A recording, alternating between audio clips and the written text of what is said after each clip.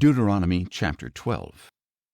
These are the statutes and ordinances you must be careful to follow all the days you live in the land that the Lord, the God of your fathers, has given you to possess. Destroy completely all the places where the nations you are dispossessing have served their gods, atop the high mountains, on the hills, and under every green tree. Tear down their altars, smash their sacred pillars, burn up their Asherah poles, cut down the idols of their gods, and wipe out their names from every place. You shall not worship the Lord your God in this way. Instead, you must seek the place the Lord your God will choose from among all your tribes to establish as a dwelling for His name, and there you must go. To that place you are to bring your burnt offerings and sacrifices, your tithes and heave offerings, your vow offerings and freewill offerings, as well as the firstborn of your herds and flocks. There, in the presence of the Lord your God, you and your households shall eat and rejoice in all you do, because the Lord your God has blessed you. You are not to do as we are doing here today, where everyone does what seems right in his own eyes, for you have not yet come to the resting place and the inheritance that the Lord your God is giving you. When you cross the Jordan and live in the land that the Lord your God is giving you as an inheritance, and He gives you rest from all the enemies around you, and you dwell securely, then the Lord your God will choose a dwelling for His name, and there you are to bring everything I command you, your burnt offerings and sacrifices, your tithes and special gifts, and all the choice offerings you vow to the Lord.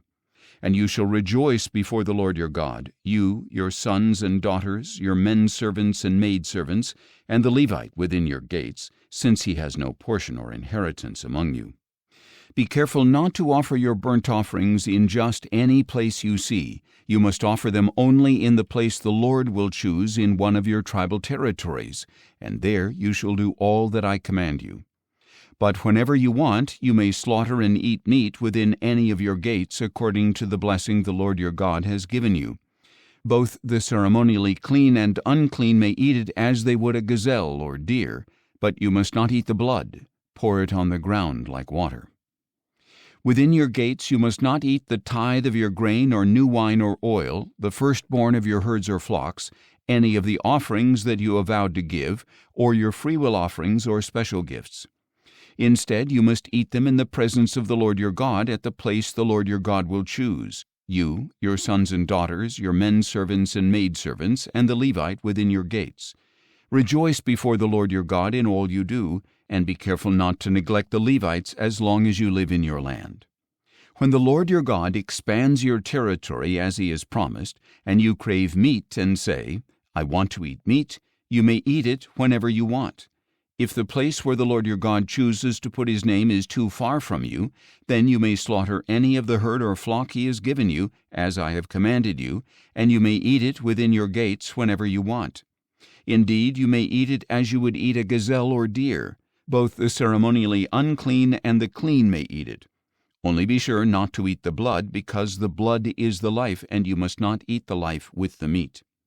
You must not eat the blood. Pour it on the ground like water. Do not eat it, so that it may go well with you and your children after you, because you will be doing what is right in the eyes of the Lord. But you are to take your holy things and your vow offerings and go to the place the Lord will choose. Present the meat and blood of your burnt offerings on the altar of the Lord your God. The blood of your other sacrifices must be poured out beside the altar of the Lord your God, but you may eat the meat. Be careful to obey all these things I command you, so that it may always go well with you and your children after you, because you will be doing what is good and right in the eyes of the Lord your God.